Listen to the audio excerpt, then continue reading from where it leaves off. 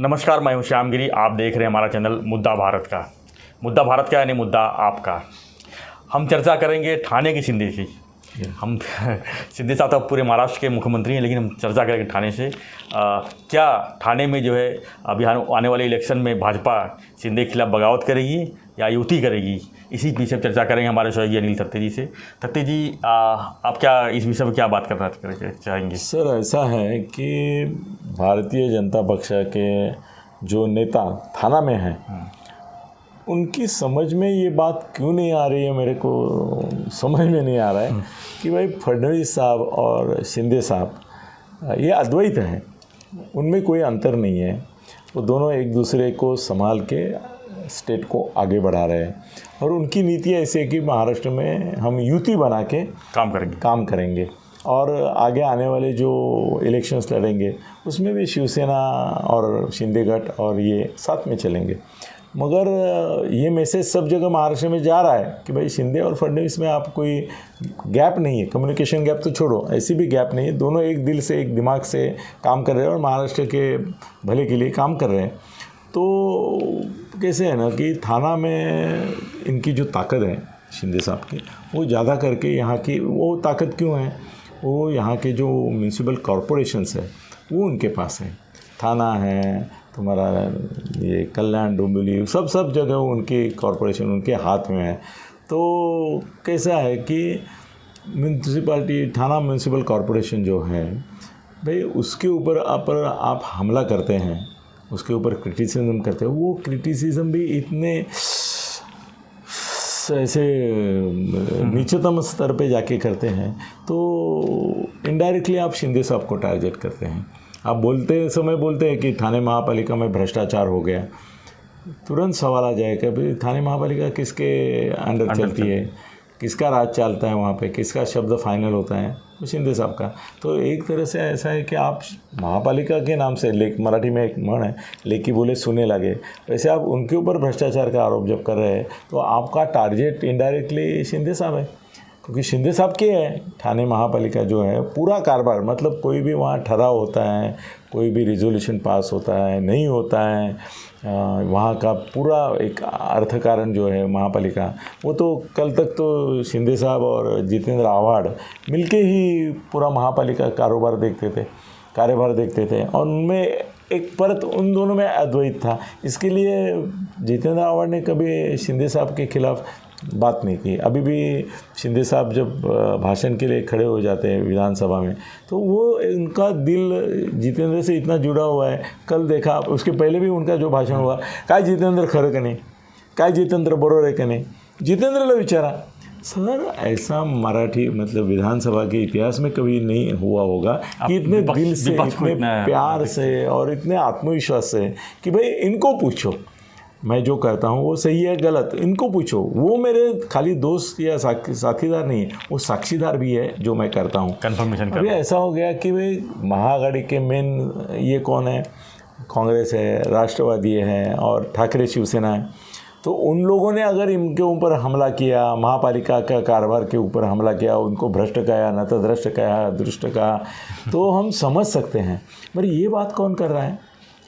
Sir, Sanjay Kelkar जो हैं वो बीजेपी के एक चारित्र्य संपन्न ऐसे नेता हैं। अभी क्या है ना कि वो ऐसे विषयों में लक्ष्य मतलब अटेंशन देते हैं, तो थोड़ा आश्चर्य भी हुआ। कैसे है ना कि जनरली देखो, पत्रकारों में भी एक पत्रकारिता का एक तबका ऐसा है कि जो हमेशा हुक्का पार्लर, लेडीज़ बार, डांस बार, इसके बारे में लिखेगा, दिखाएगा, और वो दिखाएंगे, टीवी पे आएगा, पुलिस टेम्परेरी कार्रवाई करेगी, फिर वो सब शुरू होता भी है। मगर ऐसे पत्रकार जो इसके ऊपर नज़र रखते हैं उनके बारे में अच्छा नहीं बोला जाता।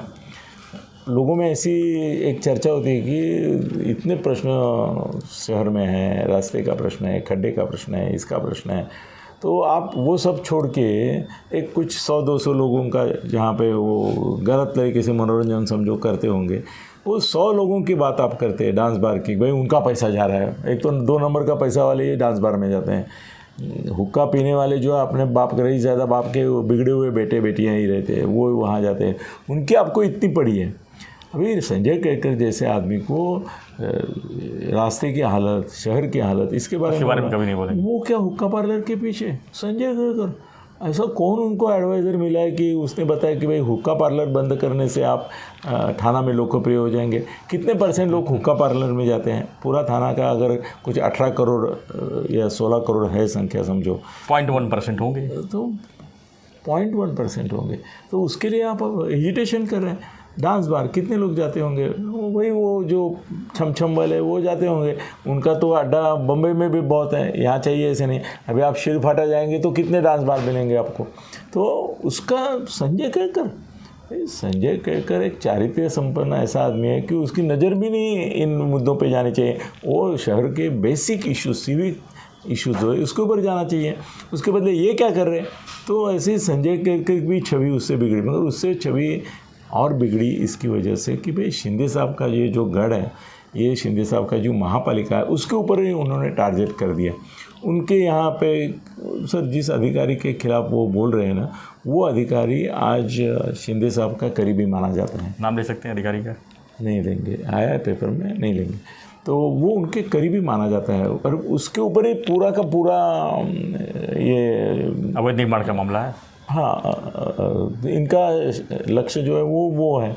तो अभी ऐसा है कि आपको संजय केरकर को अगर इस तरह से वो इनडायरेक्टली बगावत के मूड में ही शिंदे साहब के खिलाफ बोल रहा है, उनका नाम लेने की हिम्मत नहीं, उसमें दम नहीं है इतना कि उनका नाम ले, मगर उनके इर्द गिर्द जो लोग हैं, उनके अपने लोग जो है, महापालिका उनकी है, उसके ऊपर वो टूट पड़ रहा है।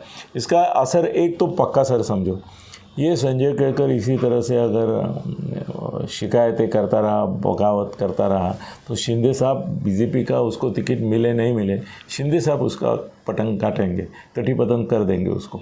शिंदे साहब बहुत पहुँचे हुए आदमी हैं वो पॉलिटिक्स में। वो सर इसका देखेंगे कि इसका ये नहीं होगा, चुनाव में वो जीत के नहीं आएगा, अभी उसका टिकट मिलेगा कि नहीं, वो बात की बात है। दूसरी बात ऐसी हो रही है कि पूरे महाराष्ट्र में बीजेपी और शिंदेगढ़ शिवसेना के एक माहौल बन रहा है, उसमें ये क्या बोलता है ना, दूधात मीठा सा खड़ा वैसा डाल रहे, गलत कर रहे। और बीजेपी के दूसरे नेता जो है उनको भी समझ लेना चाहिए कि भाई ये गलत है। और फडणवीस साहब को, आशीष शेलार थाना का प्रभारी है, मैं आशीष से अभी मेरे ख्याल से अपना ये अधिवेशन के लिए मैं रुका था, आज शाम को रात को मैं उनसे बात करूंगा, उनको बोलूँगा। मैं इधर मिला था उनको थाना में, वो जब आए थे तब मैंने बोला था कि थाना में कोई लीडर नहीं है एकनाथ शिंदे के मुकाबले का, कोई नहीं है जी। एकनाथ शिंदे छोड़ो, नरेश मस्के के मुकाबले का भी कोई लीडर भाजपा में नहीं है। तो मैं बोला कि इनसे पंगा लेना गलत है।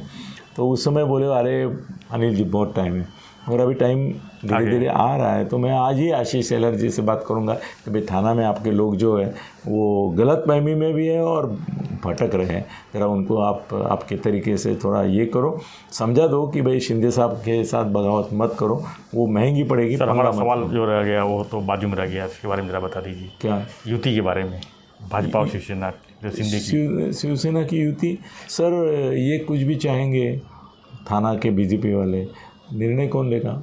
आशीष शेलार और फडणवीस लेंगे। उनको कंपलसरी करेंगे कि तुमको इनके साथ ही जाना है, और शिंदे साहब तय करेंगे कौन किधर खड़ा रहेगा और कितने सीट इनके लिए छोड़ना है। और उल्टा हो जाएगा कि शिंदे साहब इनके लिए 1/3 छोड़ो 1/4 भी सीट नहीं छोड़ेंगे। बोलेंगे मेरा शहर है, मैं अकेला भी चुन के आ सकता हूँ, ऐसी स्थिति है। 25% जो देंगे बोनस।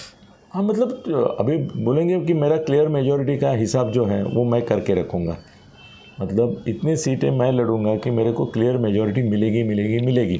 अब जो बचा कुचा है उसमें आपको रहना है तो रहे, होने तो तोड़ दो युति, फ़र्क नहीं पड़ता, स्टेट लेवल पे है। और वो सब बातें अभी राष्ट्रवादी वाले वगैरह कर ही रहे हैं कि भाई स्थानिक स्वराज्य संस्था में हर एक गांव में अपने हिसाब से अलग होगा। तो वो बोलेंगे चलो मैत्रीपूर्ण लड़त, एक अच्छा शब्द है, फ्रेंडली फाइट तो करेंगे। मगर फडणवीस और आशीष शेलार साहब मेरे ख्याल से अभी ऐसी भूमिका लेंगे कि भाई ये पागलपन मत करो, शिंदे साहब से पंगा मत लो, एक एटमॉस्फेयर बना है महाराष्ट्र वो आपकी वजह से बिगड़ रहा है, तो उनको कंपलसरी करेंगे कि शिंदे साहब के साथ आपको जाना है और शिंदे साहब की मर्जी के अनुसार ही टिकट वाटप होगा। बीजेपी में भी वो बोल सकते हैं कि यहाँ इसको दो इसको मत दो, और वो चलेगा। तो भाजपा की युति महाराष्ट्र में होगी, थाना में भी होगी, मगर इनकी अनिच्छा के बावजूद होगी। इनको सख्ती की जाएगी कि चलो, ज़बरदस्ती शादी होती है ना, जबरन शादी, ऐसे इनकी जबरन शादी भाजपा वालों की शिंदे गुट के साथ हो जाएगी, ऐसा मुझे लगता है। यानी बताते जी, तो हम चर्चा कर रहे थे थाने शहर की, थाने की सिंधी की और थाने की युति के बारे में। तो आपको हमारा वीडियो कैसा लगा हमें जरूर कमेंट बॉक्स में लिखिए। वीडियो पसंद है लाइक शेयर सब्सक्राइब करना ना भूलें। धन्यवाद। जय हिंद, जय महाराष्ट्र।